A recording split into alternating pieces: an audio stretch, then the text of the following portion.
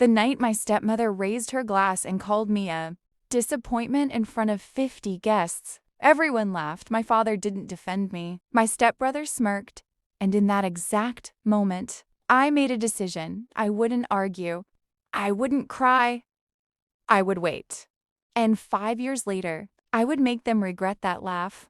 The party was supposed to celebrate my stepbrother Daniel's promotion to vice president of our family company. The backyard was glowing with string lights.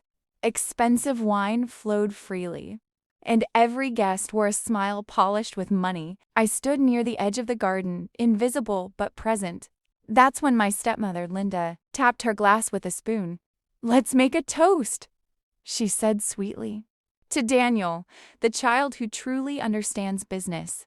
Polite applause. Then she looked at me, and to Chloe, for choosing a simpler life. Not everyone is built for success.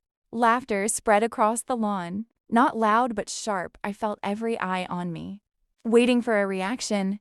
My father avoided my gaze. Daniel didn't. He enjoyed it, and I smiled, just slightly, because humiliation only hurts when you react to it, and I wasn't going to give them that satisfaction. Later that night, I packed a single suitcase. No dramatic goodbye. No confrontation, just a quiet exit. I left the house that had never truly felt like mine, and I promised myself something simple. If they measured worth in power and money, I would return with both. The next years were not glamorous. I worked entry-level jobs in finance firms where no one knew my last name. I studied at night.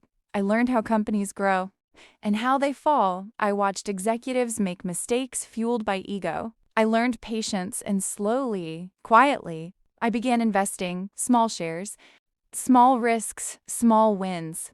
While my family believed I had disappeared, they didn't know I was watching the market, and they definitely didn't know I was watching them, because our family company, it wasn't as strong as it looked, and weakness is opportunity. 5 years later, I received an invitation, the company's annual investor gala. Location, Grand Meridian Hotel. My stepmother's name signed at the bottom. She probably expected me to ignore it instead. I bought a ticket, and a black dress. When I entered the ballroom, the noise softened. Not completely, just enough. Daniel noticed me first. Confusion crossed his face, followed by irritation. Linda whispered something to my father. He turned pale. I walked past them without stopping. Confidence is quiet. It doesn't rush. The program began. Speeches, applause, projections of record growth. Then Daniel took the stage. Halfway through his presentation, the large screen behind him flickered. A new slide appeared: financial breakdown, debt ratio, risk exposure. Whispers filled the room. Daniel froze. "That's not," he started. "It's accurate," I said calmly from my seat. Every head turned. I stood. "I acquired 27% of the company's shares this morning." Silence, the kind that presses against your ears. My father looked at me as if seeing a stranger. Linda's smile disappeared. Daniel laughed nervously. "You're bluffing." I handed a folder to the nearest board member. He opened it. His expression changed immediately. "She's not bluffing."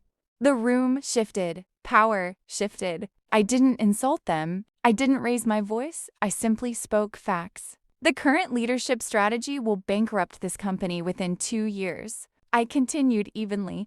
"I'm prepared to prevent that." Investors leaned forward. Money respects competence. Daniel stepped down from the stage slowly. For the first time in his life, he looked uncertain after the event.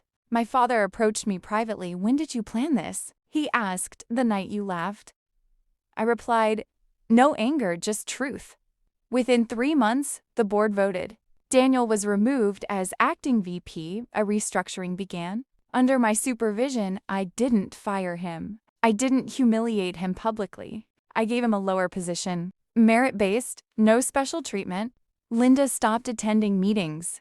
My father stopped underestimating me, and one evening, as I stood in the office overlooking the city skyline, I realized something important.